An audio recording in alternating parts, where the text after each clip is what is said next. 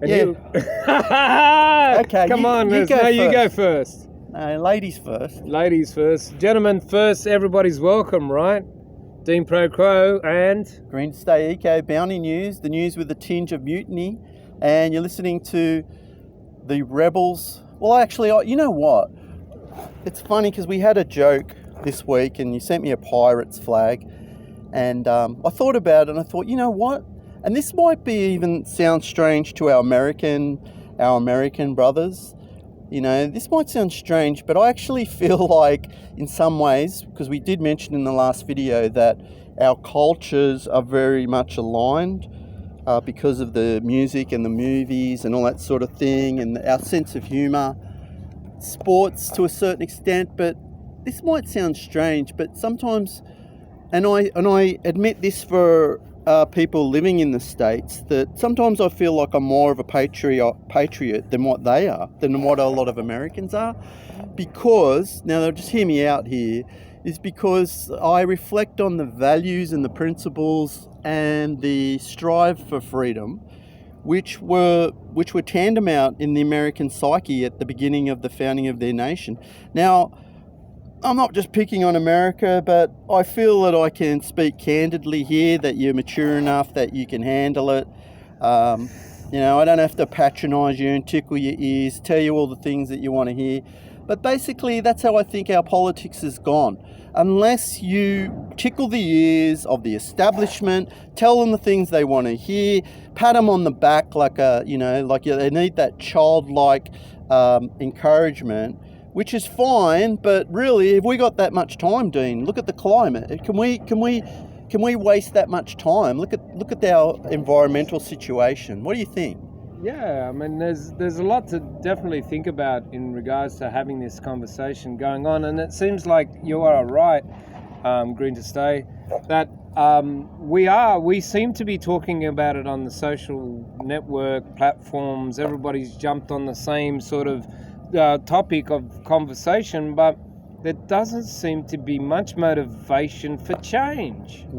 And I wonder why that is. I mean, a lot of people are wondering why it is. And it makes you think, okay, fair enough, you do, like, we all have to survive, we all have to make money, we all have to do pretty much, you know, something to survive in this world that we live in, and it is now a global thing. And why has it become a global thing? Who made it such that we now all have to live together in such a way? Was it really to do with enhancing and being the best types of people we could possibly be? And that's what makes me patriotic too, but it also saddens me to see that a lot of these external issues that had nothing to do with this very peaceful, very quiet nation that sort of solved their own problems in their own traditions, and we brought the traditions, well, not just me, but there's others. You know, I've got Indigenous roots, same like you. You know, we all have, but somehow we're perpetuating some philosophy that doesn't seem to be great for the climate. You know what I mean? That's what we're really talking about. What we're doing doesn't seem to be great for the environment, which affects everybody's mental health, right? Yes. Yeah, it's all connected. And you know, I meet a lot of young people, and I ask them, "Oh, what are you studying? What are you involved in?" And a lot of them say, "Oh, I'm in data analysis." And it got me thinking, and I thought, well, that's interesting. Data's such a great topic because, you know, with data, we're supposed to be able to analyze what the issues are, what the problems are, what we need to work on, what we need to fix, how we need to help.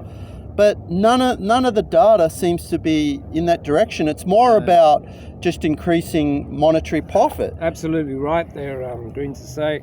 I mean, I've met a lot of people. I mean, jumping on any platform these days, you can see every man and his dog and woman and everybody in between want to sell you some what they call now digital real estate. That's what they call it, digital real estate. It's not real estate in the old sense and fact that, you know, you find a vacant piece of land, you take it over and you enforce their policies and laws. It's digital real estate.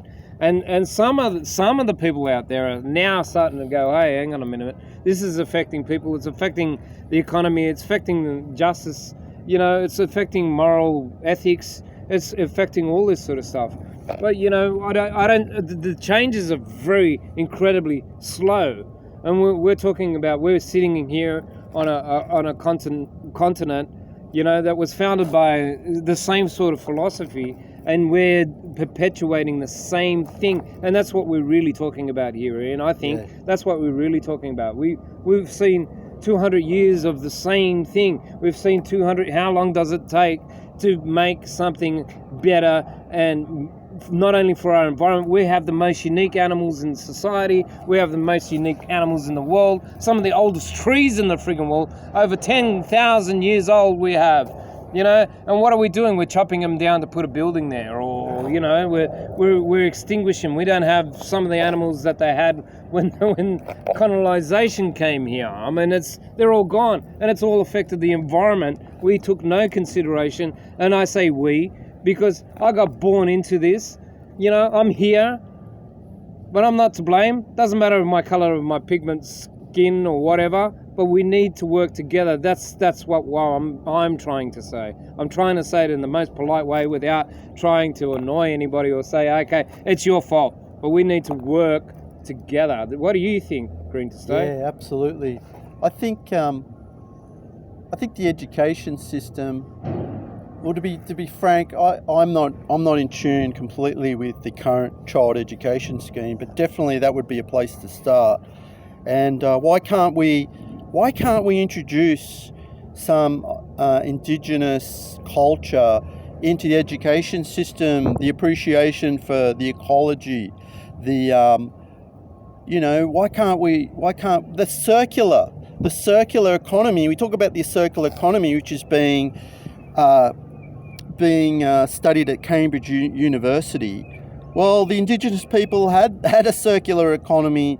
They only used what they needed. They only took what they needed. Everything was regenerative. Why can't passed on? Yeah, and there was nothing. Why can't we introduce that into our child education? Any thoughts there from the people? Yeah, let's get the conversation started. Come and see Dean Pro to Quo or Green to Stay, and hope you all enjoy our videos. Yeah, we've got some great topics coming up. Without going into too much detail, we wanted some of the topics that are coming up in the Bounty News are the boomers. Are we going to pick on the boomers? The boomers in Australia, particularly very wealthy. Very wealthy. I remember when I was young, all the Australian icon companies becoming privatised, who had first opportunity to buy all these shares in these companies. If you own companies in these major brands in Australia, you are a wealthy person. So who does that belong to? Does that just belong to the boomers? That's a topic we've got coming up. We've got more stuff on the environment. We want to talk about the technology.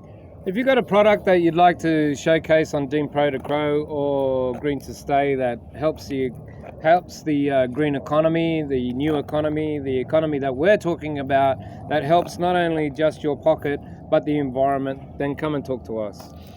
Okay, and with that we'll wrap it up and make eco fun. Thank you. Signing out. Good night. Good day. Good afternoon.